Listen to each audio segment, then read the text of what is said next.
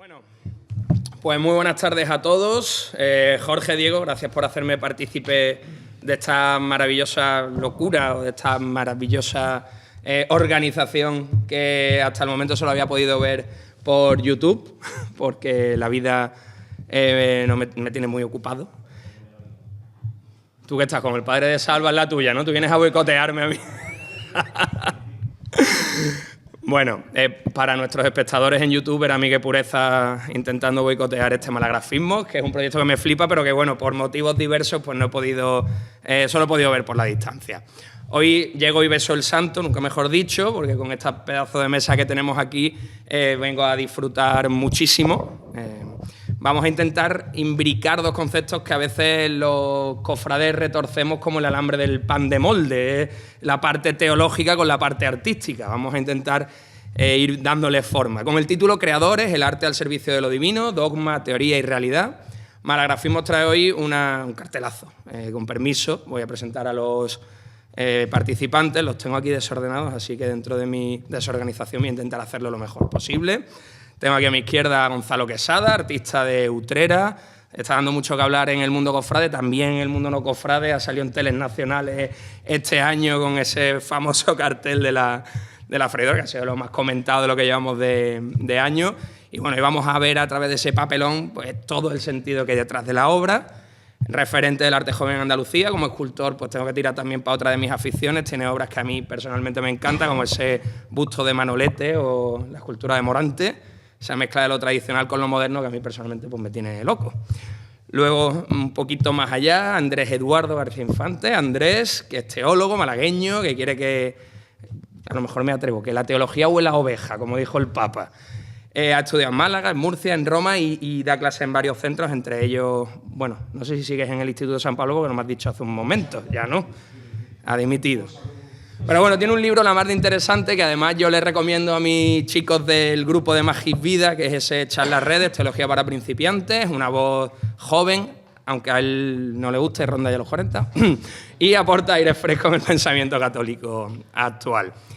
A continuación, Antonio Rafael Fernández Parada. Antonio es profesor universitario, malagueño, es historiador del arte y, bueno, especialista en patrimonio, imaginería. Me ha llamado mucho la atención también la cantidad de papers en torno a muebles antiguos. Es curioso, porque claro, para prepararme esto he hecho un poquito de vigilancia en Google Scholar.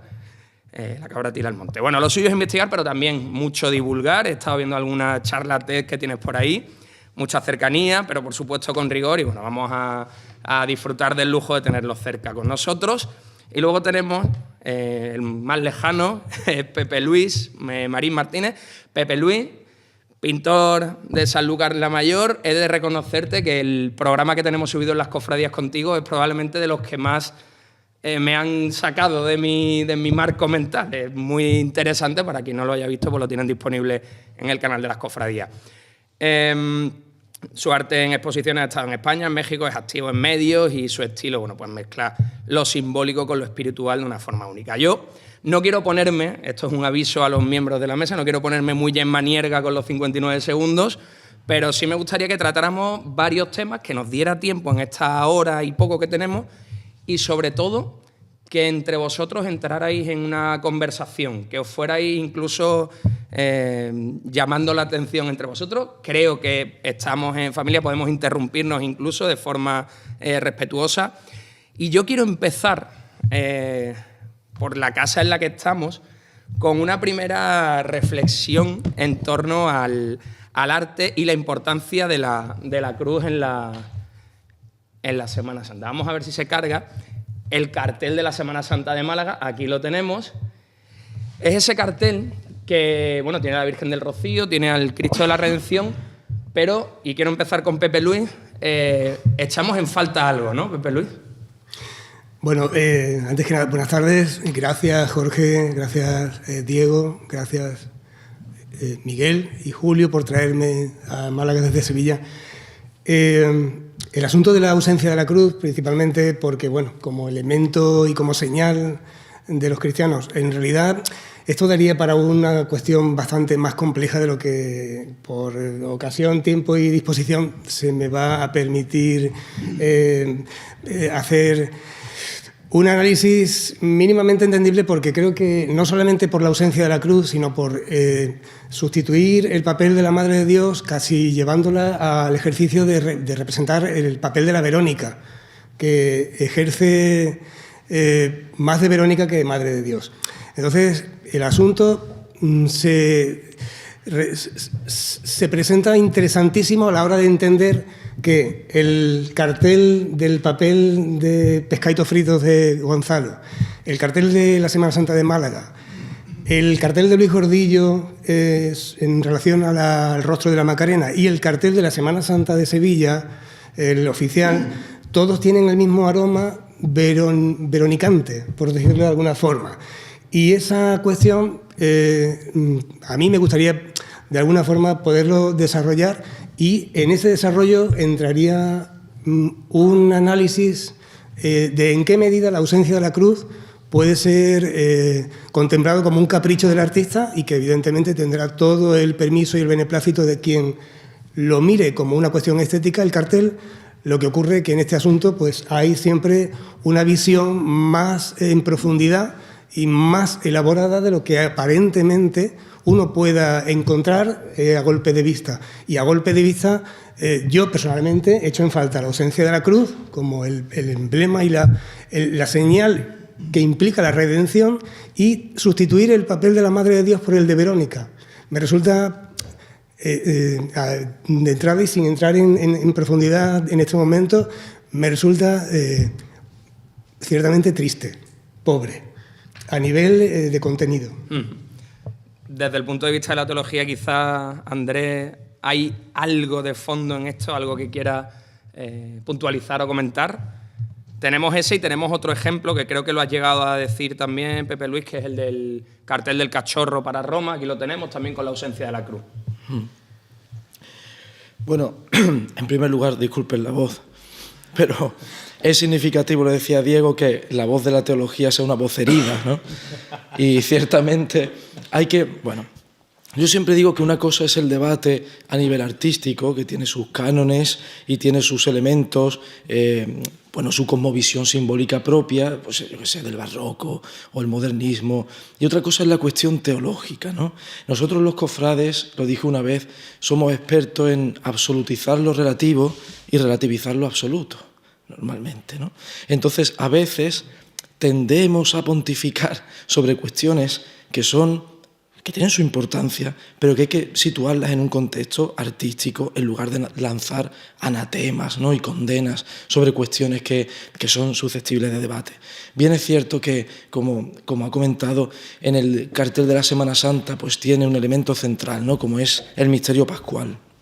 Quizá el autor se ha focalizado, ha centrado más su atención, yo diría, en el aspecto pascual, ¿no? Porque realmente el cartel de la Semana Santa de este año tiene como esa connotación casi de gloria, aunque se vea también esa imagen de Cristo ahí, ¿no? Pero todas estas cuestiones, ¿no? Que yo creo que después podríamos entrar en elementos de bordado sí, bordado no, corona de espinas sí, corona de espinas no.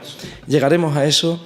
Creo que hay que situarla en dos planos distintos, en la cosmovisión propia y la constelación simbólica propia de lo que puede ser el barroco, y luego lo que la Iglesia afirma, que a veces se solapan y se dicen cosas que, bueno, no sé, son un poquito... Ya entraremos ahí. Bueno, Antonio, Gonzalo, cuando queráis intervenir, libertad total. Al respecto de las representaciones de Cristo sin cruz, es algo que no es muy habitual en la historia del arte, si no me equivoco. Bueno, sí que es habitual, es decir... De Cristo crucificado sí sin cruz. Sí que podemos encontrar cosas, especialmente en el arte del siglo XX podemos encontrar cosas, pero también podemos encontrar en otros periodos, ¿no? Y ojo, que la figura de Cristo no siempre fue, me refiero, la imagen del crucificado... Sí, no, se escucha bien, este es para la grabación. La imagen del crucificado ha tenido otros momentos otros motivos iconográficos para representarse, como por ejemplo el pez y demás, ¿no? Con respecto al cartel que estamos viendo en la Semana Santa de Málaga, yo creo que es que simplemente es que el cartel no funciona, partiendo de esa idea. El cartel está mal parido, es un cartel que estaría bien para la procesión de la Virgen del Rocío de Gloria, pero no funciona para la Semana Santa de Málaga. De hecho, el propio que han hecho de Pentecostés es estupendo para el cartel de la Semana Santa de Málaga, ¿no? No se entiende ni el Cristo por allá abajo, ni el clavel, ni nada. Entonces, partiendo de esa idea de que el cartel es un cartel totalmente... que no, ojo, no tiene por qué representarnos, porque el cartel no es para nosotros. Esa idea tenemos que tener tienen la clara que parece que entramos en crisis si no nos vemos representados los carteles. Y además, el cartel tiene que estar en ese retorno al orden que vivimos el año pasado después del cartel de Salustiano de Sevilla, donde todo está castigado. Es decir, han castigado con la imagen de la Macarena de este año, que no puede ser más bochornoso el cartel oficial de la Semana Santa de Sevilla, porque es que tiene cualquier tipo de valentía artística, se ha perdido todo. Era asegurarse el éxito por la cara bonita de la Virgen, con perdón, ¿no? En ese sentido, ¿no? Claro, eso creo que se ha dejado de notar en el cartel de la Semana Santa de Málaga. Y también, por supuesto, claro, de repente la Macarena nos presenta el de Gordillo, ¿no? Y todos estamos encantados porque los macarenos están tomando orfidal uno detrás de otro por ver el cartel, pero es fantástico porque además están haciendo una pinacoteca de las más grandes que se pueda ver en España en ese sentido. Pero bueno, que lo de la cruz es una cuestión que está en la orden del día. El cartel tiene otras muchas más cosas que contar que esté la cruz. Ya era, si tuviese la cruz ya sería ya mortal. Y después de esto, ¿cómo sigo yo? Después de esta opinión. Hombre, podemos seguir porque Gonzalo también intervenga en este punto. A entrar a debatir o a que nos cuentes un poco más cómo de repente se puede ver a la cara del Señor en un papelón, un papel de estraza. Pues, a ver, se puede ver un papel de estraza igual que lo puedes ver aquí mismo, alrededor de nosotros, ¿no? Yo la definición más corta que le doy al cartel es la de Mateo 18:20, que es que donde haya 2 o 3 reunidos mi nombre, allí estoy yo entre ellos. Y se me ocurrió la idea, empecé a hilarlo, digamos, teóricamente, porque yo sabía que esto sin un discurso teórico es un tiro en el pie. Habrá gente que lo entienda, pero que aún así me ha costado, explicándolo desde primera hora, me ha costado que el mensaje lo capten. Y no sé, al final tiene mucho también de intuición y de visceral y de dejarte un poco llevar. Yo cogí 4 o 5 papeles de estraza y fui pintando uno de una manera, otro de otra, manchando de una forma, manchando de otra. Uno lo dejé secar 5 minutos, otro 10. Y la verdad es que me lo pasé muy bien. Tanto no tuvo un proceso creativo tan largo, porque sí que es verdad que de estas ideas que se te vienen a la mente y se te enciende la bombilla, porque casi como por mediación divina. Pero luego el proceso y el digerir después ese discurso y toda esa parte teórica lo disfruté mucho. Yo sobre esto, porque quería hilar con lo anterior y con lo que ha dicho también Antonio sobre el cartel de Gordillo, el cartel de Victoria Saldaña, ¿el cartel funciona solo porque se hable de él? Hombre, yo creo que no. Es que, ¿qué entendemos por funcionar? Empecemos por ahí. Claro. ¿Qué función tiene un cartel en 2025? Si queréis empezamos por ahí. Ninguna. Mira, la participación del arte pictórico en el contexto, en el universo cofrade es escaso y de alguna forma pues ha ocupado el papel de la cartelería quizás como el más relevante, porque luego son otras ramas del arte las que se ocupan de conformar el producto que luego entendemos como cofrade, ¿no? El universo cofrade se sustenta, evidentemente, en muchas ramas del arte, de la artesanía, pero la presencia de la pintura, aunque cada vez empieza a ser, pues no sé, por exclusividades de algunas hermandades, está presente en la decoración de techos de palio, de sayas. Sin embargo, donde realmente se expresa el artista pictórico es en el universo cartelista, o sea, en lo que es la cartelería. Y da igual,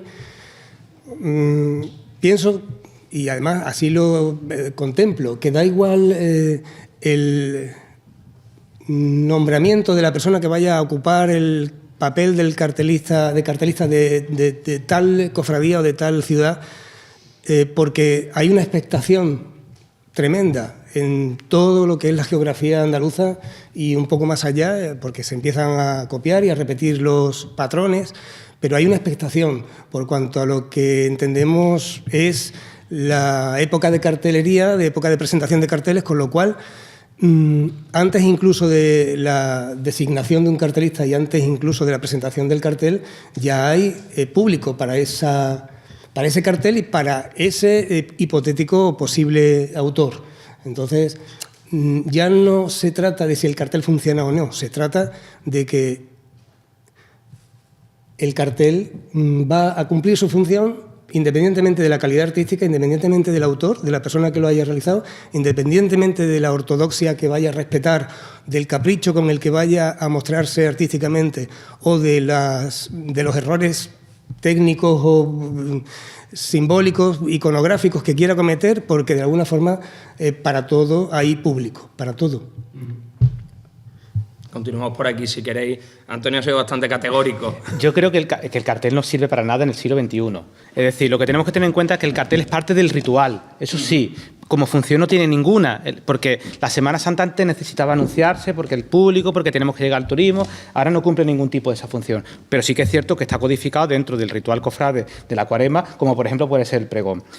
El cartel funciona, el año pasado el de Sevilla funcionó perfectamente, es decir, nos gustaba, que era maravilloso, no había el escándalo, no existía realmente, que yo pienso que había más una campaña publicitaria realmente pensada a favor que lo que pasó, ¿no? Pero ningún cartel en el siglo XXI funciona. Es decir, tenemos las redes sociales, tenemos vídeos, tenemos programas, ninguno cumple ninguna función, más allá de ser parte del ritual y además que las cofradías pues les encanta también, pues bueno, tienen que vender. Y ojo, sí que es cierto que después está la parte de fomentar la pinacoteca. Alguien ha dicho en la mesa que la única manera que actualmente es por medio de expresarse la pintura, por medio de la cartelería, es la única que existe. Yo creo que eso es un error. Tenemos Casa Hermandad por pintar, en Málaga tenemos todas las iglesias por pintar llenas de frescos, por desgracia. Y es decir, sería una cuestión de que nuestros pintores, todos los que están aquí, pinten. Tenemos pues Santo Domingo, no sé cuántas iglesias en Málaga, que necesitamos que artistas que nos echen una mano. Pero esa es otra cuestión. Eso es el requeriento que pueda haber de la arte pictórica. Pero existe la necesidad. Hombre, existe hay la necesidad. Todo un nicho, es decir, lógicamente, ¿no? Que sí. No, quiero decirte que sí, que cuando me soliciten para pintar un fresco, una pintura mural en una iglesia, me van a encontrar feliz y encantado, cosa que eso raramente... Tenemos que llegar a eso, tenemos que llegar a ese proceso donde invertir en fresco, invertir en buena pintura y llenar los grandes artistas que tenemos, que llenen los muros de nuestras iglesias, por supuesto. Te veo reflexivo, pensaba que ibas a ir por ahí, Andrés, porque bueno, es un cambio muy radical, pasar de hablar de cartelería a pasar a hablar de algo mucho más permanente como es la decoración interior de un templo. Bueno, es que yo también coincido con lo que dice. Realmente los carteles a día de hoy, ¿qué función tienen? Bueno, las peleas en Twitter, ¿no? Llamado X, que nos dan el salseo a los que somos un poco frikis, pero luego caen en el olvido. Quiero decir, ¿cuántos carteles se recuerdan, por amor de Dios? ¿Cuántos hay? Y me parece muy interesante cambiar el enfoque ahí, porque es verdad que las grandes olvidadas muchas veces son las sedes canónicas o los lugares donde permanecen a la veneración constante los sagrados titulares. Y es verdad que ahí muchas veces las cofradías no son las únicas, los únicos actores que están ahí, ¿no? Porque pues depende del párroco, de la diócesis, pero es lamentable muchas veces ver las condiciones en las que están algunos sagrados titulares y a veces, pues sí, se está generando unas grandes pinacotecas, pero yo qué sé, yo no sé vosotros, pero a mí es que me satura ya eso. Es que llega un momento en el que dices, bueno, sí, es como, yo qué sé, un anuncio que da el tirón, se hace viral y pasado mañana no se acuerda nadie. Y descendemos un poco a lo que es el gran público y muchos no saben ni siquiera cómo es el cartel de la Semana Santa de Málaga, pero de Málaga y de cualquier otra. Es decir, el gran público que asiste, ¿no? A ver, o sea que el cartel ha quedado como exactamente una rémora casi del pasado. Ahí es donde ejerce su papel quizá la originalidad o el ser disruptivo, ¿no? ¿Hasta qué punto se acepta la disrupción? Antonio decía con el caso de Salustiano, que creo que es el más icónico, este año con el de Gonzalo, cómo lo disruptivo sí se acaba recordando un poco más que lo neobarroco. Pero de momento, porque lo disruptivo, claro, cuando se empieza a convertir en lo normativo, deja de ser disruptivo. Quiero decir, llegará un momento en el que dejaremos de sorprendernos o escandalizarnos cuando se vaya convirtiendo esto, que parece que es la tendencia, ¿no?, en la norma. No sé yo si eso está tan claro, porque tenemos aquí la exposición de Eugenio Chicano, el cartel no oficial de la Semana Santa, y ya a mediados de los años 80 ya fue un escándalo por moderno. Y en 2025 seguimos teniendo escándalo porque los carteles son modernos.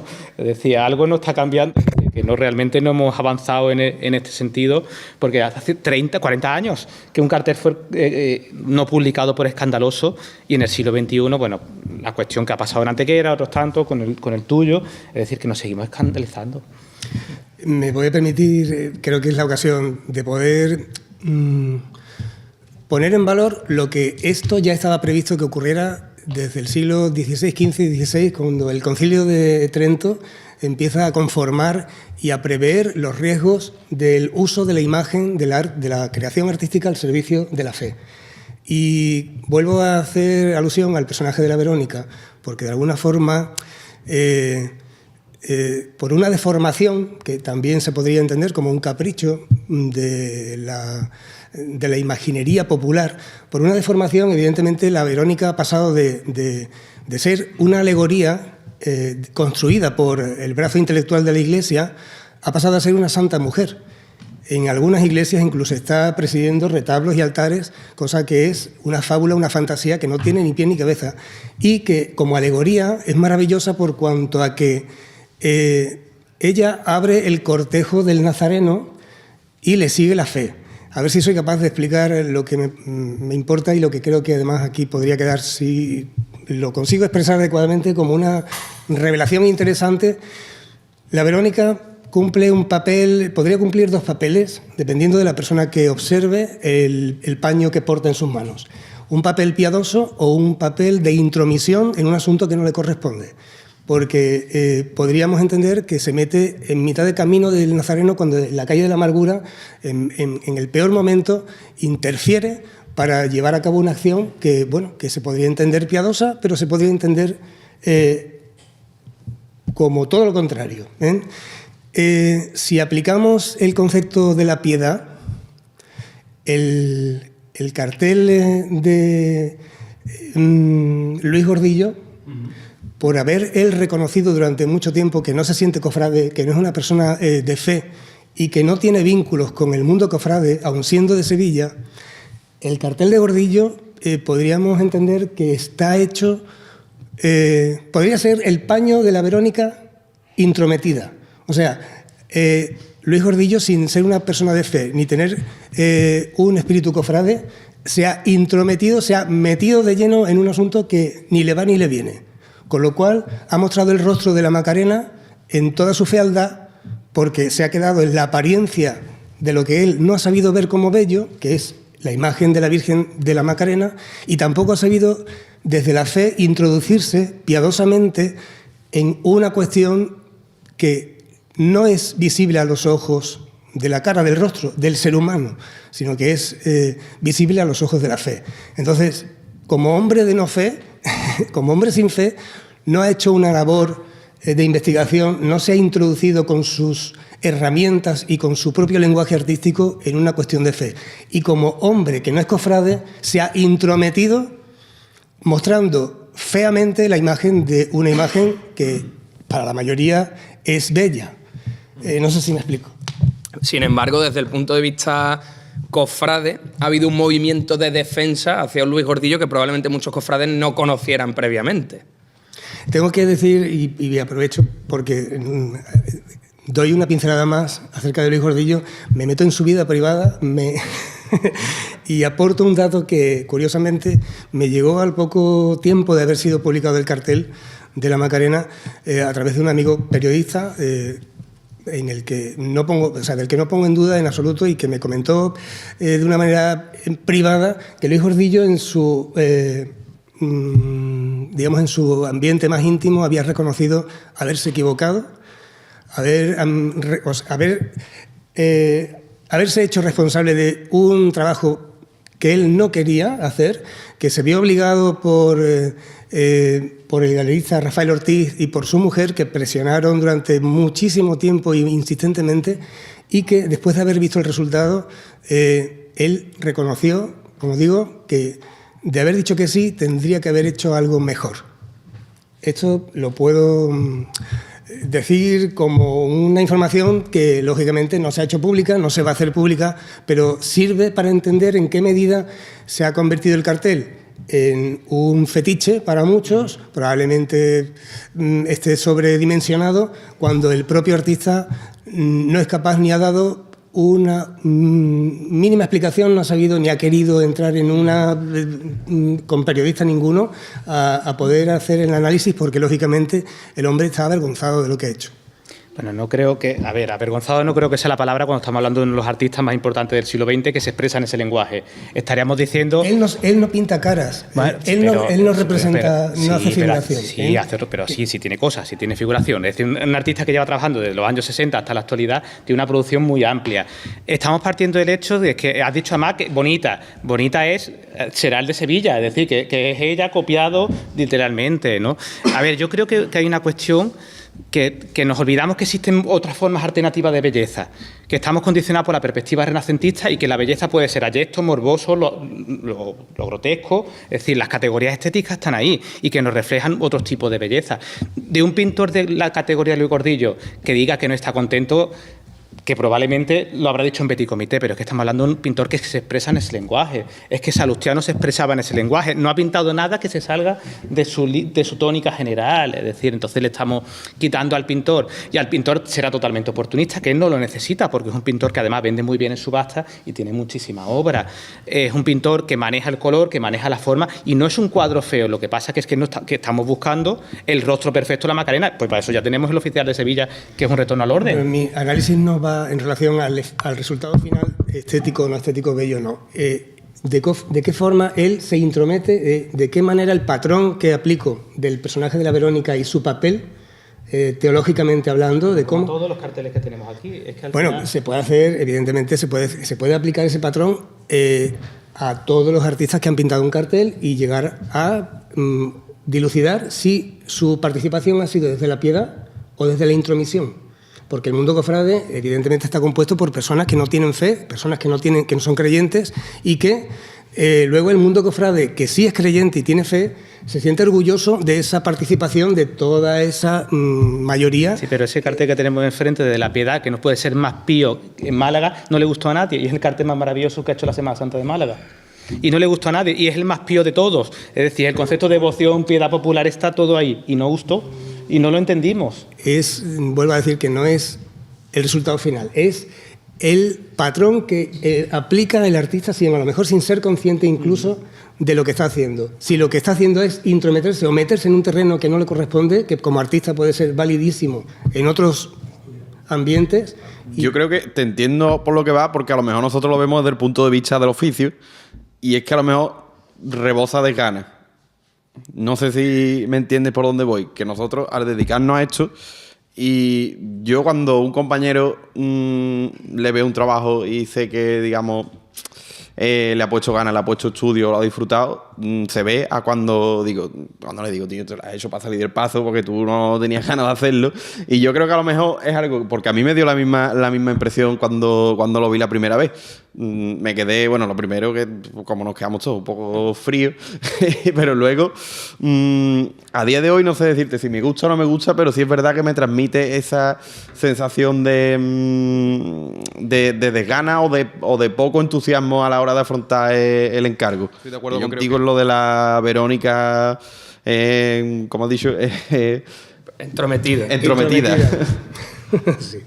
Pero no es una... O sea, no es una revisión que yo haga a capricho, ¿eh? Yo trato de hacer un ejercicio de teología y de historia y de retrotraerme al personaje de la Verónica cuando la Iglesia lo diseña como alegoría para hacer sentir los riesgos de la veneración de la imagen, y que incluso podríamos entrar en ese terreno a llegar al extremo de la idolatría. Eso está contemplado desde hace siglos por la Iglesia, eso está previsto que ocurriera, y precisamente la Verónica en el cortejo procesional va acompañada de la fe. No puede ir, es curioso porque aparece en los pasos de misterio ocupando un papel maravilloso como una santa mujer. Hemos transformado la Semana Santa en una cuestión de fantasía, de fábula, en un capítulo que no existe en los evangelios, con un personaje que estaba diseñado en origen para formar parte del cortejo que educa al pueblo en los riesgos de no entender lo que viene detrás. La fe porta los atributos del dogma de la Eucaristía y la señal de la cruz como señal y motivo de redención. Luego le sigue el Nazareno, nuestro Padre Jesús, que se entiende es el dogma, quizás también difícil de asumir, es el de entender que es Hijo de Dios y que va barriendo los pecados del mundo. La cruz en el hombro del nazareno no se puede tampoco sustituir por un travesaño, una viga, porque es otra alegoría, es otro manto que cae desde el hombro del nazareno, igual que la Virgen arrastra su manto, el nazareno arrastra su cruz y con ese manto que forma la cruz va arrastrando, va limpiando los pecados. De los pecados que se tratan, luego sigue otro dogma que es el de la Inmaculada Concepción, la sin pecado concebida. Todo esto está establecido, de alguna forma es parte de la ortodoxia histórica teológica que la Iglesia que en el Concilio de Trento comienza esto a dilucidarse, a tratar de dar forma e incluso prevenir los riesgos. Ya esta conversación de aquí hoy estaba prevista que ocurriera hace 5 siglos. Andrés, yo creo que te impele a ti totalmente, te apela. ¿Por dónde empiezo? Por lo más fácil. Por lo más fácil. Bueno, nuevamente yo creo que hay que distinguir 2 planos, ¿no? Dilucidar lo que es el plano artístico en cuanto a técnica, en cuanto, ¿no?, a intencionalidad, y otro es el plano teológico, ¿no? Yo no me atrevería a entrar en el foro interno del autor en cuestión, porque no me compete, me cuesta entrar en el mío, voy a entrar en el de otro. Pero partiendo de esa base, yo creo que además que incluso Dios, que escribe derecho con renglones torcidos, cuántas veces en la historia del arte, ¿no?, tenemos ejemplos de, bueno, elementos, vamos a decirlo, poco piadosos o heterodoxos. Yo qué sé, se me viene Caravaggio al representar la muerte de la Virgen y tomar como modelo una prostituta que se ahoga en el Tíber. Más escandaloso que eso no puede. O, por ejemplo, el propio expolio del Greco, ¿no?, que también suscitó polémica porque la imagen de Cristo parece que se desdibuja o se pierde un poco con tanto personaje alrededor. Entonces, bueno, yo creo que hay que distinguir bien esos 2 planos, porque a veces tendemos a hablar en cuestiones teológicas cosas que la propia Iglesia no sostiene, ¿no? Cuando estábamos hablando de esta lectura de la Verónica, yo sinceramente es una lectura que no termino de compartir, porque es verdad que la Verónica es una lectura apócrifa, ciertamente no aparece en los evangelios y tiene una connotación catequética, ¿no?, de esa mujer que aparece para socorrer a Cristo, y se pueden hacer muchas lecturas. Pero creo que extrapolar ese episodio catequético, piadoso, a la intencionalidad o el fuero interno de un artista ya me parece un terreno más delicado, ¿no? O por lo menos que se nombraba el Concilio de Trento, pero realmente el Concilio de Trento, que viene a salir al paso de la mal llamada Reforma Protestante. Digo mal llamada porque fue una revolución, aunque ciertamente tuvo elementos necesarios, pero aquello fue... Bueno, pues realmente no entra en cuestiones muy profundas a nivel artístico. Sí que es cierto que se plantea la cosmovisión barroca al servicio de una narrativa mayor, que es la ortodoxia de la fe católica y la gloria de la Iglesia triunfante frente a las herejías, ¿no? Tú que hablabas antes del espíritu ignaciano, esa imagen gloriosa de San Ignacio combatiendo las herejías, por ejemplo, ¿no? Pero hay que entender que la Iglesia dice hasta donde dice, pero hay muchas cosas que no sostiene. Por ejemplo, no sé si entraremos después o si me voy a adelantar con el tema. Adelántate, ya seguimos avanzando. Y ya seguimos avanzando, ¿no? Pero cuando muchas veces empezamos a pontificar sobre si algo es litúrgico o no, si la Iglesia dice o no dice, bueno, yo estoy en posición de afirmar, sin temor a que nadie pueda contradecirme, que no hay un solo documento magisterial de la Iglesia que afirme cómo debe pintarse, qué atributos debe tener o iconográficamente qué elementos deben aparecer en una imagen. Ninguno. Que me lo saquen. Ninguno. Es más, el Directorio General del Ritual Romano en sus rúbricas solamente prescribe, en cuanto a colores litúrgicos, por ejemplo, las vestimentas de los ministros sagrados y ornamentos del altar. No dice nada de imágenes, si tienen que ir de un color o de otro, bordados o no, nada. Luego ya hablaremos de la constelación simbólica propia de la corriente artística, pero la teología no dice nada, como tampoco dice nada sobre si debe aparecer Cristo con tal atributo o no, no. Lo único que dicen las rúbricas sobre la cuestión de imágenes, fíjate qué curioso, es que se evite, por una cuestión pedagógica, la sobreabundancia de imágenes en los templos y que se repitan imágenes de un mismo santo. Un momento, que tenemos preparado eso también. Aquí. Vale, yo iba a ser un poco más perverso y iba a hablar de la misericordia. Sí, pero bueno, a falta mejor hablar de 3, porque hablar de 2 sí hay 3.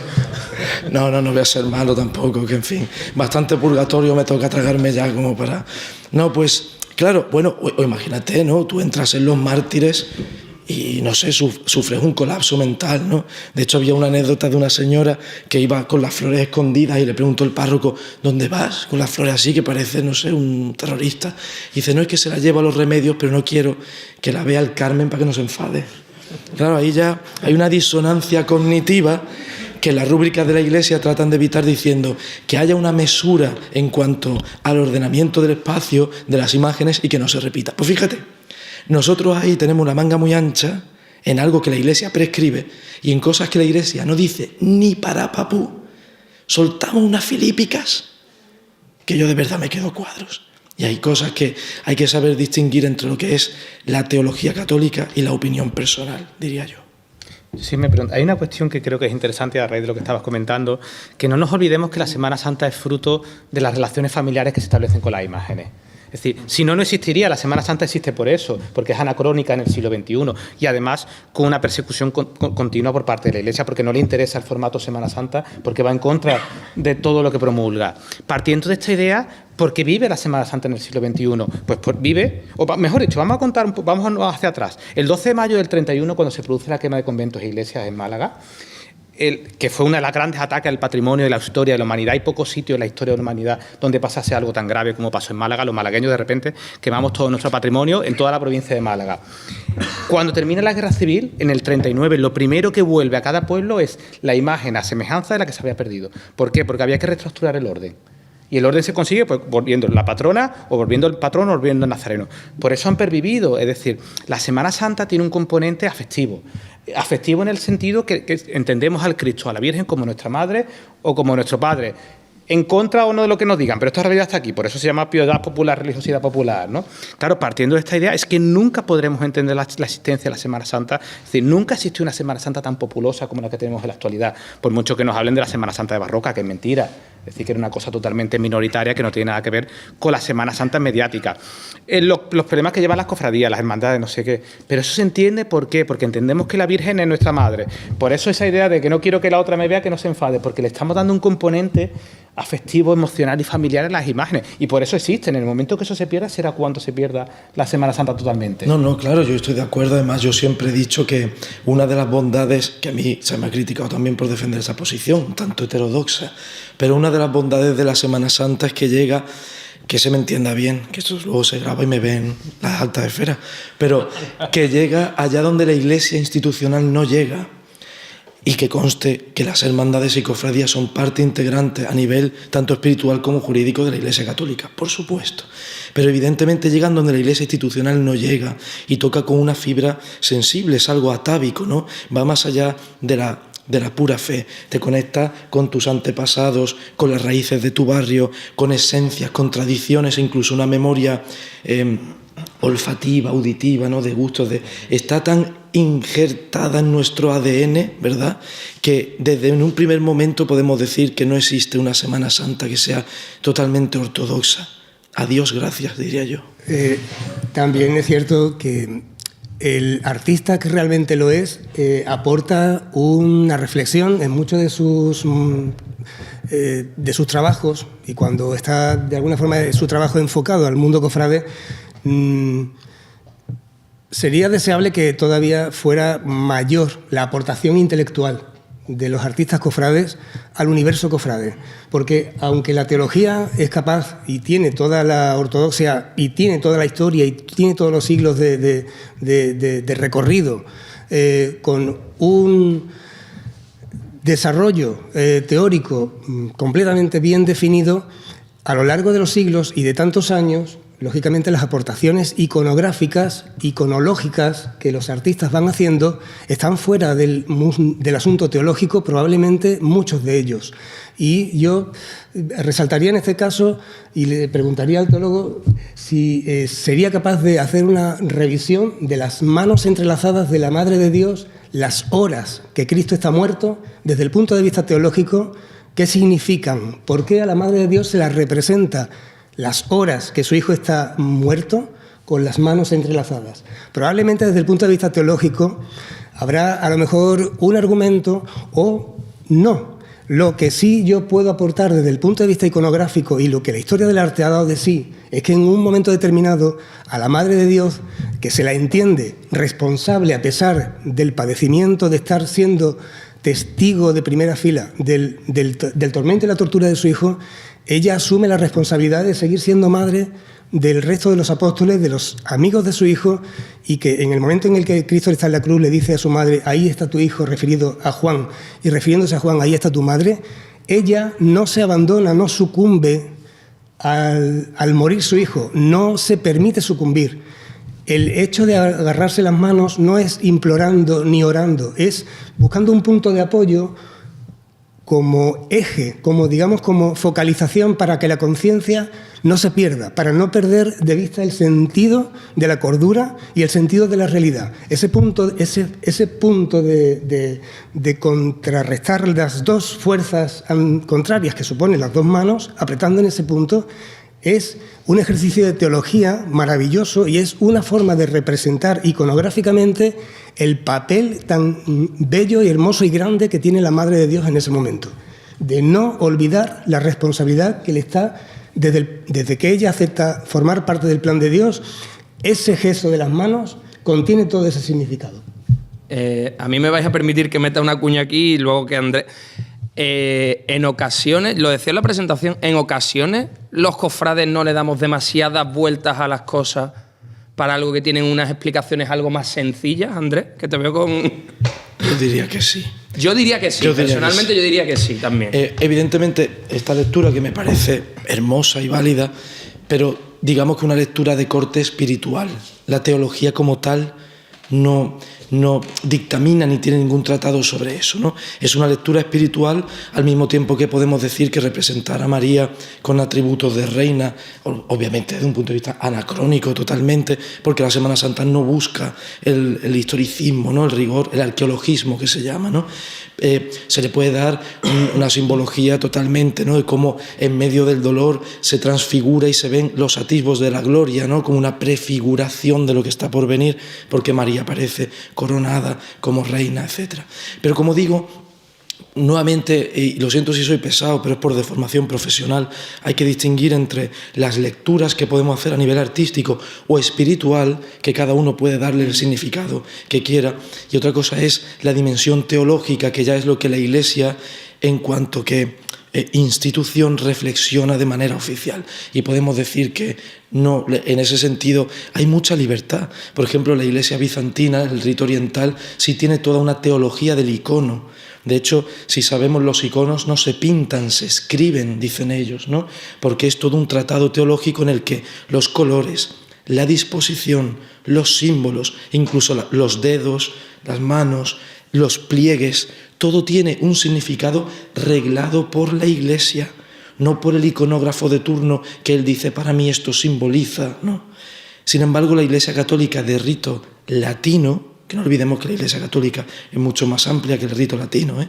El rito oriental también tiene sus iglesias católicas sui iuris. Bien, pues la Iglesia católica romana o de rito latino siempre ha dado mucha libertad en ese sentido. Como digo, hay una falta de regulación a nivel canónico y teológico de lo que es la iconografía de las imágenes. Yo me gustaría, a raíz de lo que estabas comentando, una cuestión que creo que es interesante. Ese sostén de la Virgen tiene efectivamente múltiples lecturas, pero es que históricamente, por ejemplo, no olvidemos que existía la iconografía del desmayo de María. Y la propia Iglesia la que prohíbe el desmayo de María precisamente... Es contrario precisamente a lo que... Lo que pasa es que sigue existiendo, es decir, porque de hecho lo podemos encontrar en la cartela del trono de la Virgen de la Expiración, de los Dolores, encontramos concretamente en Málaga en los años 50, bueno, llegado de Sevilla, esa iconografía, eso pervive, esa realidad está ahí, ¿no? El que la Virgen puede sentir dolor, no puede sentir dolor, al final volvemos a conectar de nuevo con la cuestión de la piedad popular. Gusta mucho las vírgenes declamantes, ¿por qué? Porque gusta tanto la zamarrilla, porque es que conecta con la gitana, con la del barrio, es decir, es que no podemos entender la imagen de esa manera, ¿no? La novia de Málaga se entiende con las manos abiertas por lo que le transmite la ciudad, es decir, no podemos cambiar esas manos ni podemos condenar a las que la tienen, porque de hecho no todas las vírgenes tenían las manos cerradas. Ya encontramos representación en toda la época, por ejemplo, las famosas vírgenes de Salcillo del siglo XVIII, pues no tienen las manos cerradas. Es decir, en Andalucía a lo mejor podemos encontrar un fenómeno un poco más desarrollado en las manos cerradas, pero sí que es cierto que ha ido cambiando a lo largo del siglo XX. Es decir, no sé si he querido entender que al final hay que poner todas las vírgenes con las manos cerradas. Yo no defiendo. Yo lo que pongo en valor mensajes que están contenidos en la iconografía, en el desarrollo artístico y que lógicamente tienen una riqueza y un valor. Sí, pero están contenidos en momentos particulares. Es decir, he dicho las horas que está Cristo muerto. Sí, evidentemente me estoy refiriendo a un pasaje. Es muy amplia. Es muy amplia porque es muy caprichoso, la intervención artística es muy caprichosa y el artista lo que más disfruta es su originalidad y su individualidad. A la hora de respetar cánones, incluso a la hora de entenderlos o de conocerlos, lógicamente nadie le va a pedir cuenta y nadie le va a exigir ni nadie va a calificar con aprobado, suficiente, sobresaliente o matrícula de honor su trabajo. Pero lo que está claro es que en este asunto conviven desde las cuestiones más elevadas hasta las cuestiones más caprichosas. Mira, hay otras cuestiones. Y esas cuestiones elevadas, evidentemente, tienen una expresión artística. Sí, pero que no siempre es esa, porque, por ejemplo, en Antequera, la Dolorosa lleva las manos unidas no por esa cuestión, sino porque sostenía el sudario en sus manos. Iconográficamente se ha mantenido desde el siglo XVI hasta el siglo XXI. Y no se corresponde con esa realidad. Tiene una manera de funcional diferente a la que estás estableciendo. No estoy estableciendo ningún... Cuéntame a la que estás comentando. Claro, estoy comentando que aquellas dolorosas que conviven con las horas muertas de Jesucristo están haciendo un ejercicio de... Pero que todas no son así. Pues, pero por Dios, por supuesto, ni todos los micrófonos ni todas las botellas de agua. Pero sí, es que precisamente la riqueza de este universo cofrade está en eso, en que hay un desfase tremendo y todos conviven y todos tenemos que aprender a convivir porque desde el más erudito hasta el más elemental. Me vais a... Bueno, si Andrés querías comentar algo más... No, yo si queréis... Que sí, que tú me das coba, yo sé que si os doy coba nos podemos tirar aquí 2 horas, pero es que quiero hacer un pequeño cambio de juego. A ver. Porque han quedado muy claras las 3 posturas. Gonzalo se ha quedado aquí escuchando como yo. Yo estaría aquí sentado, realmente. No, pero hay una cosa súper interesante que subyace de todo esto que estamos hablando, que es... que estamos dando por sentado que todos los cofrades son personas de fe. Uy, temazo. Venga, vale. Totalmente, Ya está. claro, Ya está. Y estamos dando por dado que los pintores también lo Claro, son. bueno, Exactamente. Yo ya he dado el pase largo, ya quien quiera que recoja. Bueno, esa es una vieja polémica, ¿verdad? Pero es maravillosa. Es maravillosa, Es por maravillosa supuesto. porque nos abre los ojos a muchas personas de fe que somos cofrades ver las cofradías desde otra perspectiva.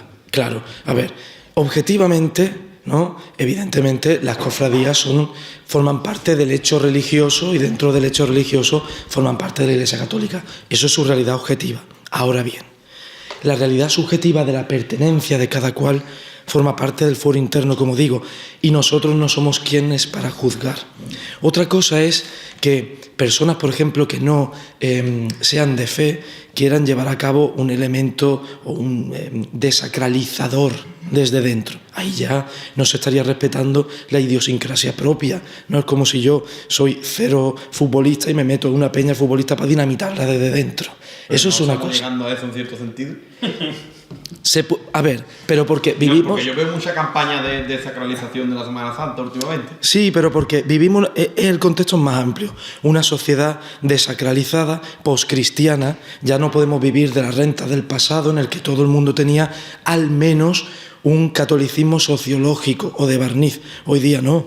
Los que somos docentes vemos que los niños cada vez tienen una ignorancia religiosa mayor y que para ellos es un hobby más como, yo qué sé, como el que va a taekwondo, ¿no? Pero Yo creo que por ahí va Gonzalo, que cada vez Claro, estamos viendo más... que a mí eso me parece un problema. Yo lo que veo a lo mejor que hemos visto un negocio en la Semana Santa actual, no, hemos dejado entrar a algún mercader en el templo. Y ahora, ¿qué pasa? Como lo que tú has dicho, el barniz católico queremos darle con el hisopo y limpiarlo, pero queremos quedarnos con la fiesta porque al final es un negocio. tienes razón, ese es un peligro. Y ahí estamos llegando, hombre, ahí yo creo que es el origen de las hermandades piratas, de todo este tipo de circos que se ven algunas veces. Otro temazo que pierden, que ya uno dice, bueno, culturales, juveniles, como queramos llamarla. A mí el término pirata me parece perfecto. A mí no me gusta nada, a chingarte, voy a darte contexto, no me gusta nada. Nada. Es cierto eso que dices tú, es un peligro, pero como todo. Pero a mí me gusta verlo más también desde un aspecto más benévolo o misericordioso en el sentido de, oye, mira, yo como persona creyente, hago el spoiler, no soy creyente, para ser teólogo, como persona creyente, yo sé que Dios se sirve de muchas y misteriosas maneras para tocar el corazón del ser humano, ¿no? Y que la interioridad del otro es tierra sagrada ante la que nos tenemos que descalzar, como Moisés ante la zarza, y tenemos la tendencia a entrar como un elefante en una cacharrería, a hacer juicios temerarios. Yo soy más bien de la opinión de, si yo creo que Dios está vivo, que su palabra es viva y eficaz y que puede tocar corazones, voy a privar a alguien que probablemente su único nexo de unión con Dios y su palabra sea una hermandad, una cofradía, de la oportunidad de que en algún momento la gracia de Dios le toque. Yo no quiero llevarme esa responsabilidad. No, eso por supuesto que no.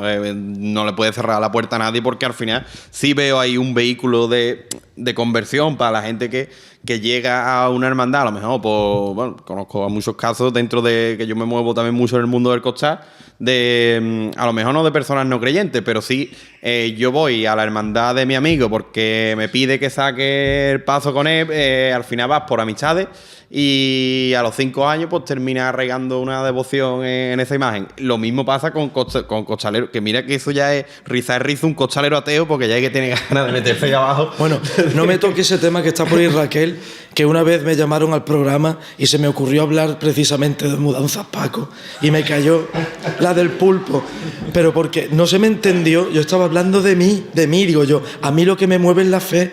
Si me moviera a mí el cargar peso por cargarlo, pues estaría mudanzas Paco. Ayer vi yo un programa de estos, creo que era de Granada, que decía exactamente eso, que un costalero sin fe es un... Claro. ¿Cómo era? Un mudancero. También tiene su derecho. Incluso un nazareno. Sí, sí. Y que si no seamos realistas, habría que coger como en el Palmar de Troya y a ruedas. Pero hay No, pregoneros, en algunos casos. el pregón de Semana Santa, hay pregoneros que son de reconocido talante, bueno, de ausencia y total agnosticismo. Carlos Herreras, por ejemplo, pregonó en Sevilla y él comenzó diciendo, yo soy ateo, si no recuerdo mal. Entonces, ya no solo, o sea, daros cuenta o démonos cuenta de en qué medida un pregón, que es como vociferar y avisar y advertir y informar y compartir y hacer sentir y hacer visible lo que estamos viendo que está llegando con todos los que nos acompañan, ¿qué puede manifestar un pregonero que no tiene fe y que no tiene una creencia? Yo me atrevo a pensar que gran parte del ejercicio de fe, lógicamente, como acabamos de decir también, es una cuestión íntima y que nadie tendría que poner en duda ni siquiera dejarse llevar por las apariencias. Lo que está claro es que el aroma a idolatría, que en buena medida se respira en muchas de las parcelas del mundo cofrade, lógicamente emanan de ese universo no creyente que forma parte del contexto cofrade. Lógicamente viene de ahí. Y por ahí se puede introducir incluso el maligno. El mal espíritu. Sí, la deformación. Porque de la misma forma que yo no estaría legitimado para hacer un análisis ni dejarme llevar por el sentido de fe que cada uno pueda experimentar en su fuero interno, tampoco puedo dejar de temer que en la misma medida, pero en el extremo contrario, esté llevando el mal con él y esté pretendiéndolo introducir allí donde no se le espera. Antonio, tú querías hablar en torno a lo que ha dicho Gonzalo, pero yo te pongo un puntito intermedio. Claro, Gonzalo hablaba de las piratas. Es que la mayoría de esas asociaciones rinden culto a imágenes en lugares no sacros, garajes, locales comerciales.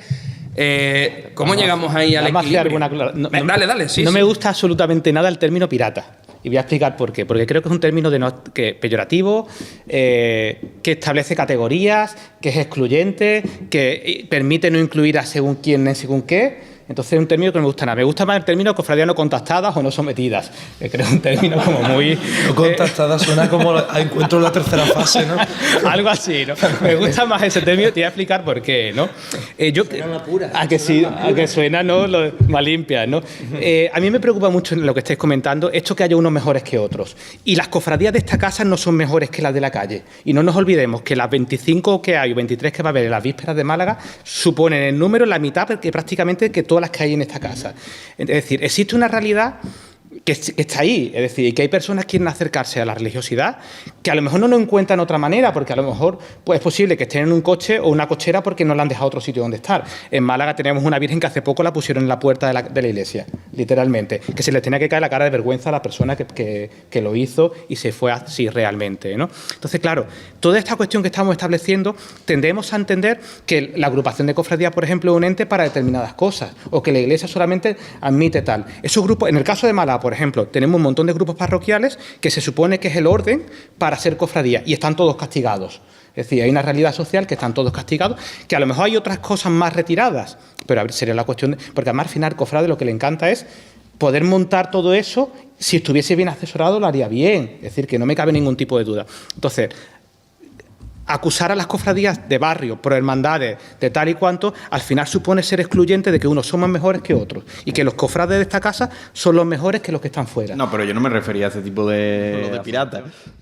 Hombre, yo la verdad es que las civiles de aquí de Málaga no las conozco, pero te vas a Sevilla, te vas a provincia y a lo que yo me refiero por pirata es a lo que vemos un paso hecho con tablones como estos y una imagen que sinceramente a mí me parece estéticamente hasta insultante que tú digas que tú estás rindiendo culto a Dios, a la Virgen mediante esa imagen.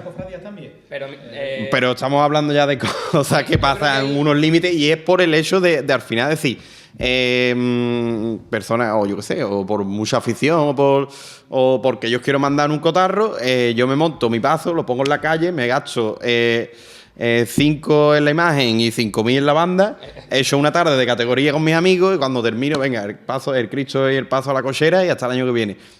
Yo creo que ahí sí podemos separar entre agrupaciones de primera y de segunda. Lo que pasa es que eso es una realidad realmente limitada con respecto a la realidad de las prohermandades.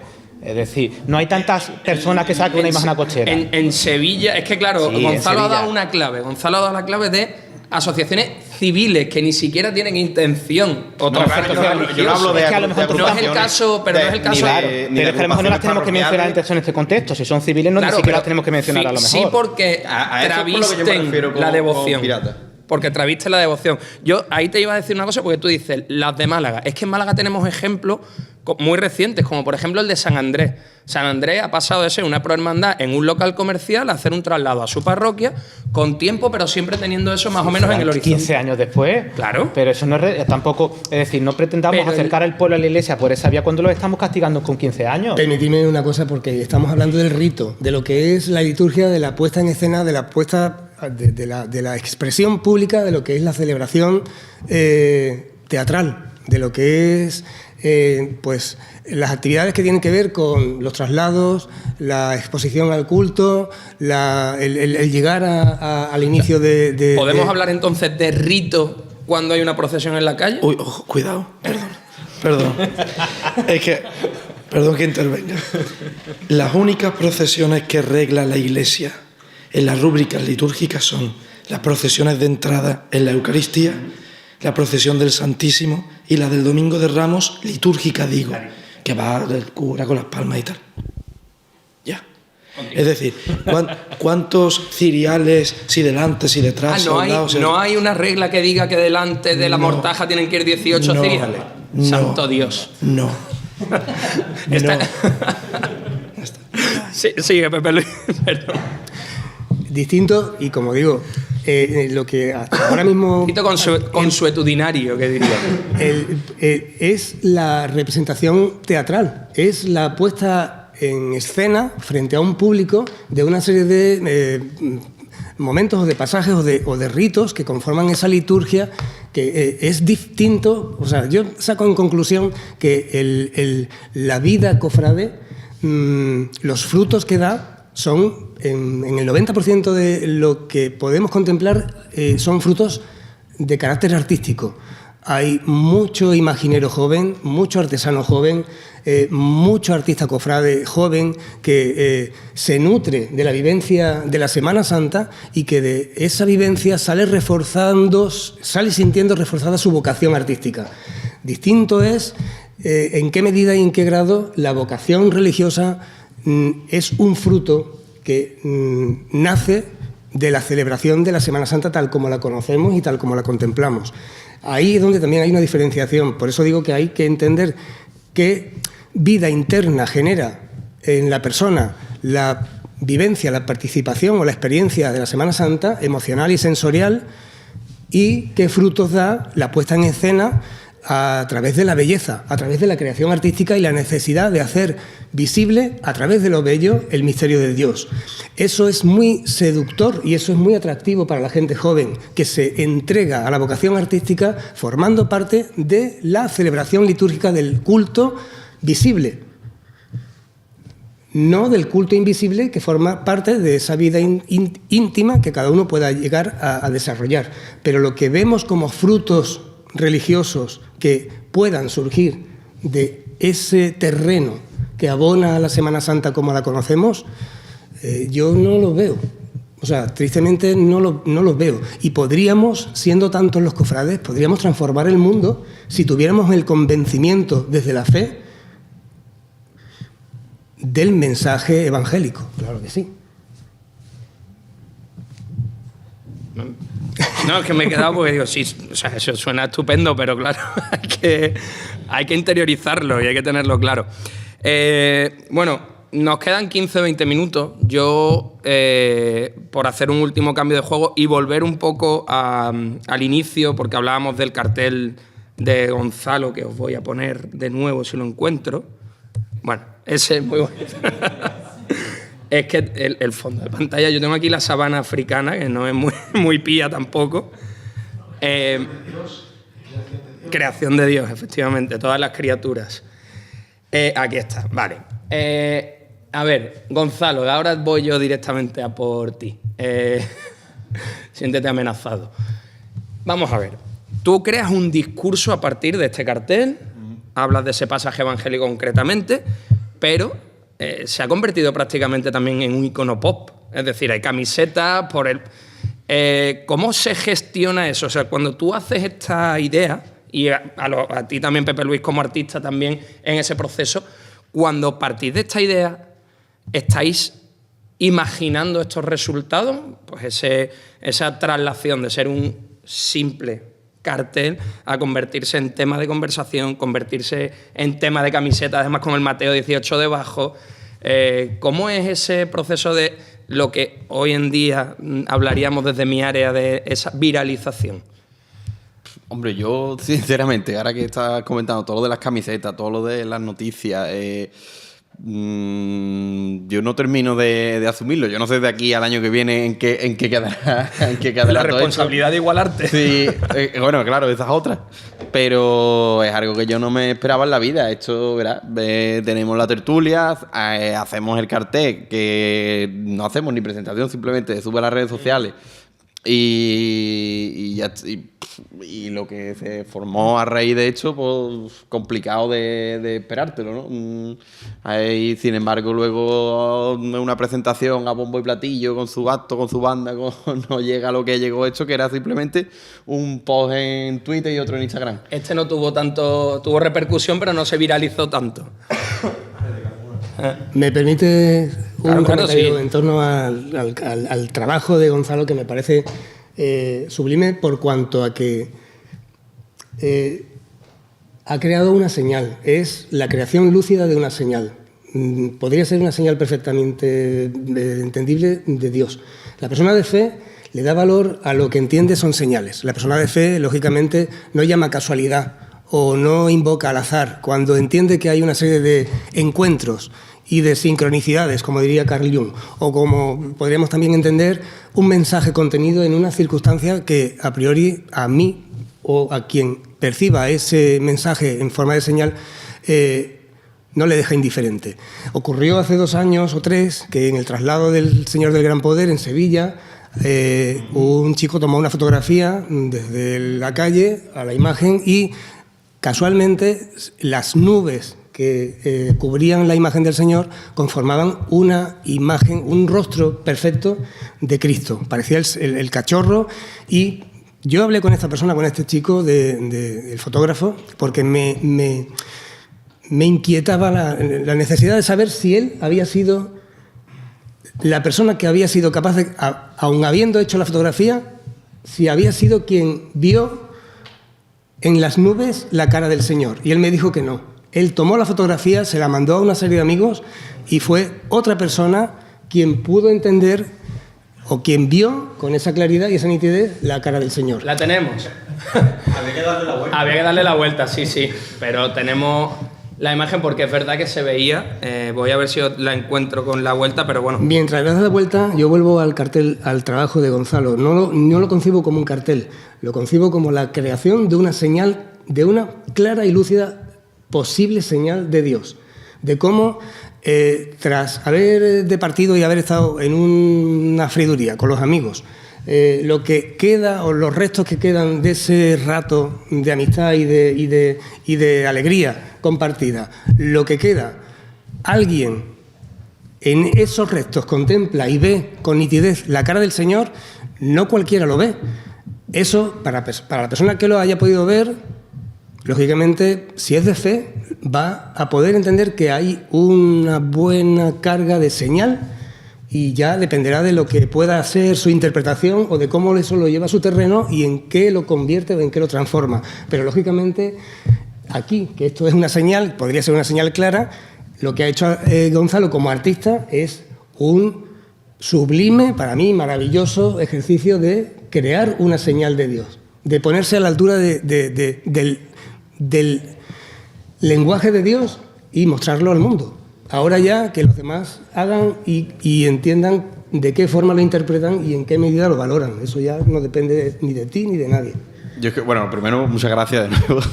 y yo es que confío mucho en la providencia y confío, como tú has dicho, que yo como creyente rara vez defino algo como casualidad o como azar o como suerte. Y la verdad es que lo que os comentaba antes, ¿no? Que la idea de estas ideas que se te vienen hacia la cabeza como un chispazo y luego es algo que se convierte en lo que se ha convertido, yo digo, a lo mejor una señal, yo lo veo como una señal, pero como algo que me han plantado en la cabeza, que no viene de mí, ¿sabes? Que muchas veces lo pienso y digo, pero si es que esto se me ocurrió de buenas a primeras, y yo ahora lo pienso y digo, ¿cómo puedo hacer algo en la misma línea que esté relacionado pero que no sea lo mismo? Y no soy capaz de que se me ocurra algo parecido. Digo, ¿y cómo di yo en su momento con esto? Y muchas veces lo veo y digo, es una mano, ¿no? Que te dice, venga, ahora te toca hacer esto y llevarlo por ese camino. Algo así dijo Gordillo, ojo, ¿eh? Vamos a terminar por donde empezamos. No, Gordillo no. Dijo que fue como algo que había tomado... La prensa quiso darle el carácter espiritual a su creación. Él dijo también que estaba iluminado.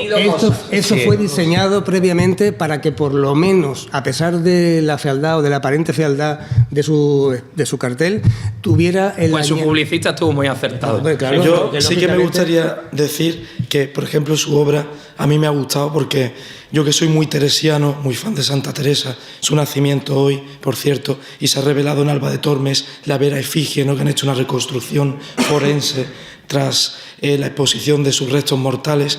Santa Teresa decía que entre los pucheros anda el Señor, ¿no? Y a mí esta imagen pues me recuerda precisamente eso, ¿no? A estar con amigos, pues de cervecita, pescadito, lo que sea, y en ese momento sentir que Dios está ahí, que no está recluido ni en la iglesia, ni en un discurso perfectamente dogmático, sino que Dios se encuentra en la vida, incluso en aquellos elementos que nos pueden parecer heterodoxos.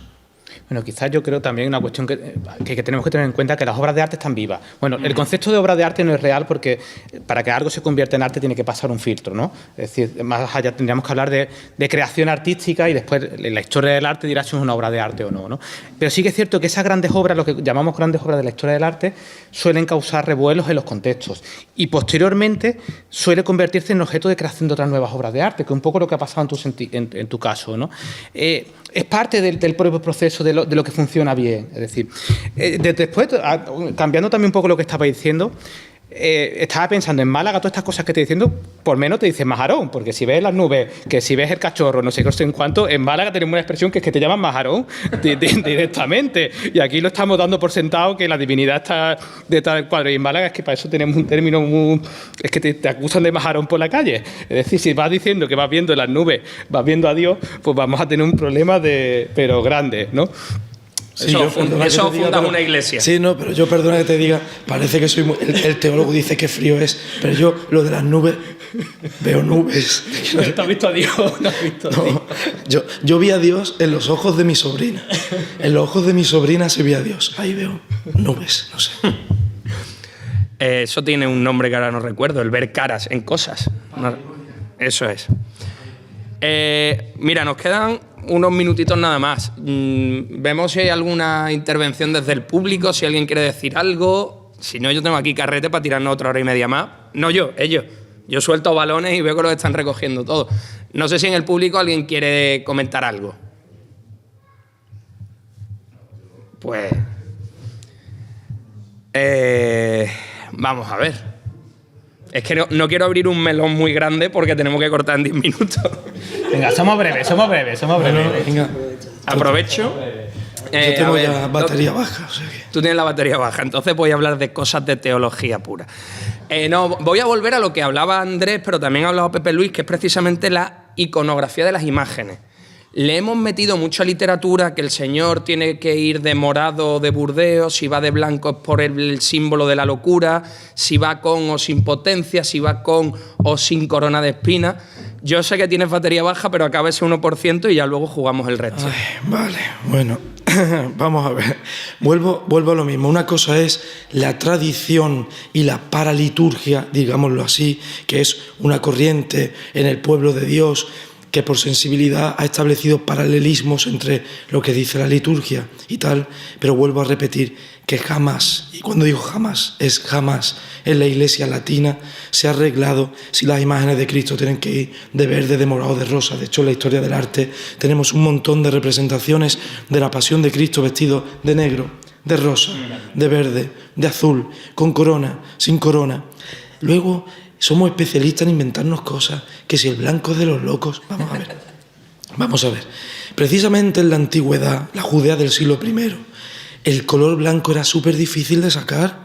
Si de hecho los evangelistas, con una inocencia casi de niño, cuando hablan de la transfiguración, dicen que la ropa les resplandecía que ni el mejor batanero del mundo podría haberlo hecho, porque era algo muy difícil sacar el color blanco. ¿Se van a poner a los locos?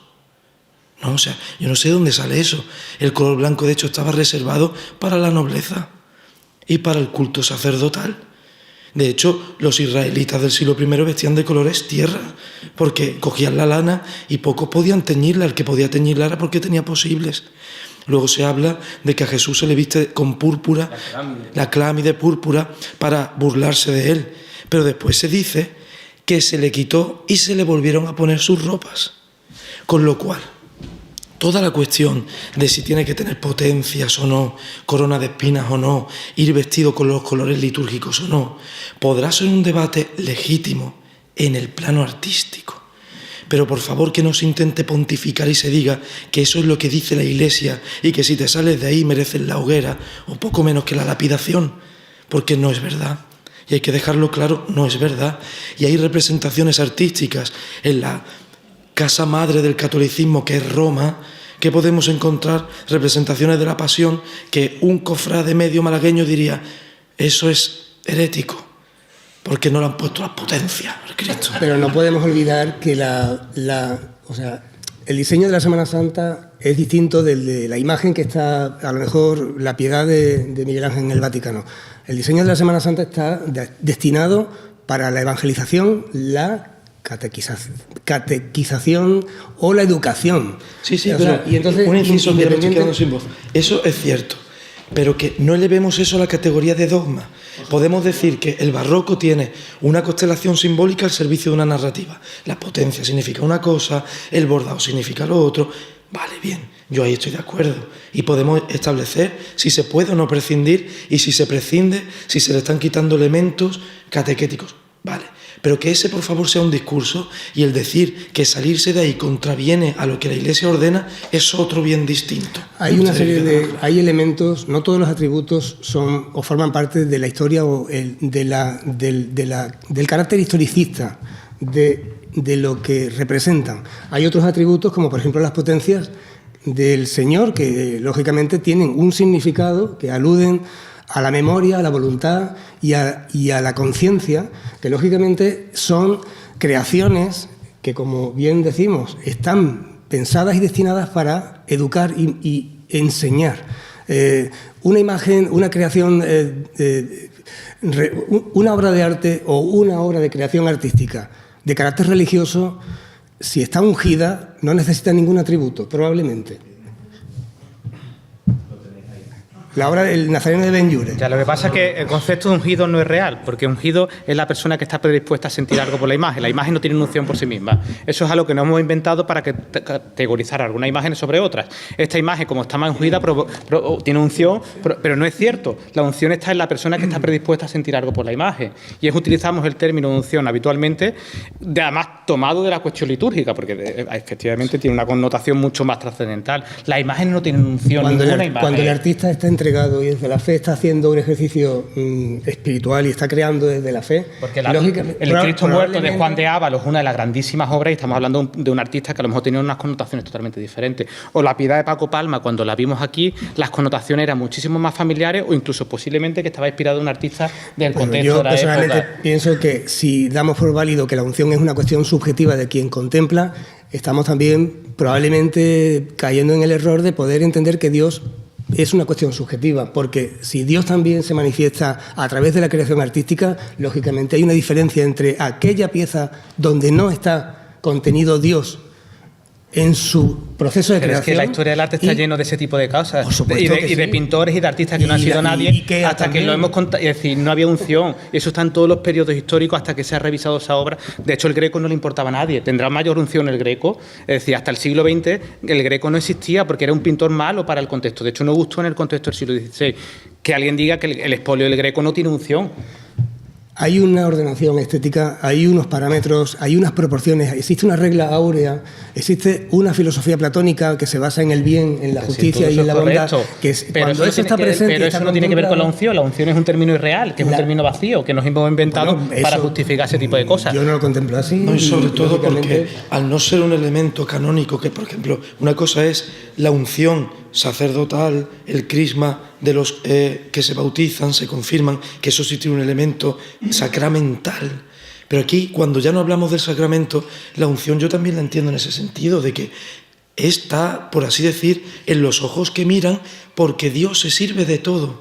Y a lo mejor una imagen que a alguien le despierta una devoción tremenda, a mí me deja frío. Por ejemplo, ¿cuántas escayolas devocionales hay en Málaga? El Judas Tadeo del Judas, silencio. Todos los que quieras. ¿Y cuántas vírgenes del Carmen que tú dices, esta es la de la mesita de noche de mi abuela, pero más grande?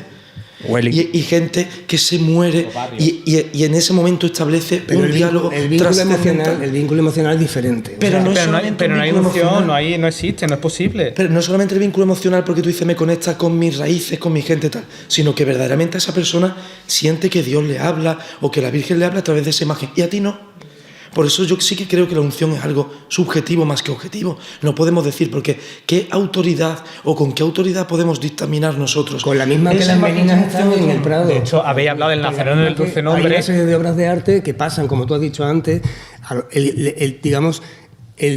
la criba, o digamos ha entrado en un proceso de selección que el tiempo dictaminará si son obras de arte o se quedan en el plano. Y terminamos ya con una pregunta. 0,2. Habéis puesto el Dulce Nombre de la Esperanza, que es el mayor ejemplo de imagen desnostada, cuando en Málaga no lo quiere nadie. Es que no gusta el Cristo. Lo queremos mucho. Lo queremos mucho, entenderme.